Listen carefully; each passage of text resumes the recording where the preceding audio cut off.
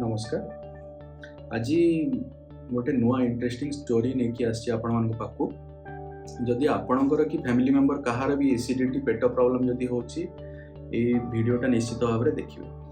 गोटे पुराना पेशेंट आमर आसते डिप्रेशन रोगी से डिप्रेशन ठीक हो गलानी आउ से गोटे इंटरेस्टिंग कथा कहले कि सर आगु मोर एसिडिटी बहुत प्रॉब्लम रोला बट जेबेठू ये डिप्रेशन मेडिसिन खाऊची मते एसिड बटिका बहुत दिन हो गलानी आउ खाइबा को पड़ुनी।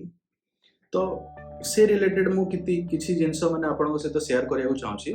प्रथम तो हला आम मुंड और पेटर कनेक्शन अच्छी। मुंडर जो नर्वस सिस्टम सेटा कहा जाए सेंट्रल नर्वस सिस्टम आउ पेटर ठू नहीं कि मलद्वार पर्यंत जो लाइनिंग थाए ताकू कहा जाए एंटेरिक नर्वस सिस्टम। तो ये दुई जण सीएनएस हला और ईएनएस हला कनेक्शन थाए तांकर। जदि आपणकर डिप्रेशन अच्छी एंजाइटी रोची सेटा स्ट्रेस बढ़ाए जिते से ऑक्सीडेटिव स्ट्रेसटा पेट उपरे प्रभाव पकाए से एसिड सिक्रेशनटा बढ़ी जाए। एसिड सिक्रेशन सहित जो म्यूकोसल लाइनिंग अच्छी से म्यूकोसल लाइन जोटा एसिड को प्रोटेक्ट करे से जिनसटा भी कमी जाए। तो बारंबार एसिड होथुव आपण जेते भी एसिड बटिका खाइबे रोगटा कंट्रोल हेबनी जेते बेले आपणकर स्ट्रेसटा रोची डिप्रेशन रोची एंजाइटी रोची। ता छड़ा आमर जो एंटेरिक नर्वस सिस्टम जो जिनसटा मु कहली सेटा हला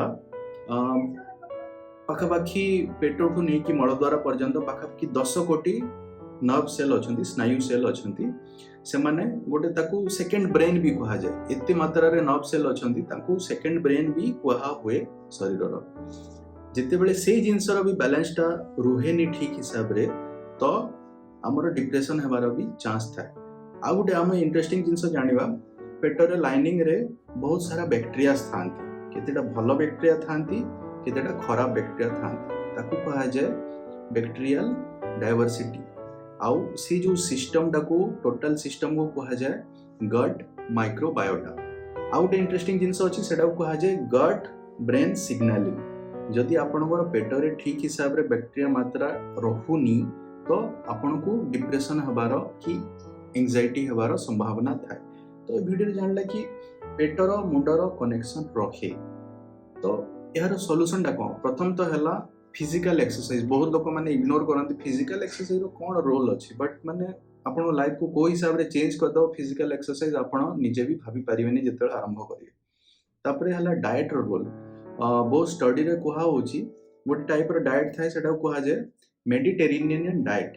मेडिटेरेनियन सी पाखरे जो माने जो कंट्री थांती तांकर यूजुअली डाइट थाए सिथिरे माने बहुत सारा वेजिटेबल्स थाए बहुत सारा फ्रूट्स थाए प्लस आउट इंपोर्टेंट जिंस जोटा दहीटा जिते मात्रा रे आपण रेगुलर यूज करिवे तो गट रो जोटा माने भलो बैक्टेरिया संख्या बढ़िवार चांस थाए।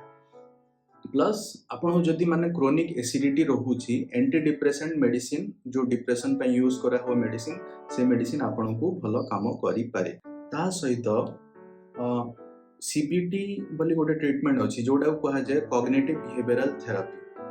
सी कॉग्निटिव बिहेवियरल थेरापी माध्यम रे भी आपनकर पेट हला एसिडिटी हला कि आपन जदि माने कॉन्स्टिपेशन होउची कि बारंबार आपन बाथरूम जाउछंती से जिंसटा भी किछि मात्रा रे चेंज अणा जाई पारे क्योर भी करा जाई पारे।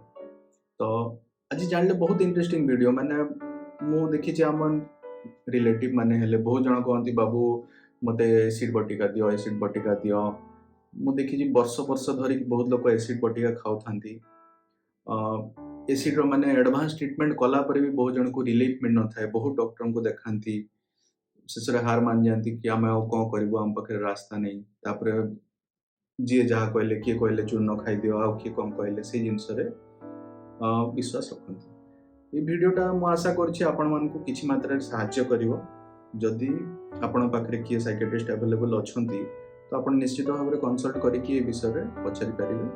एति कोइ होछि। Thank you.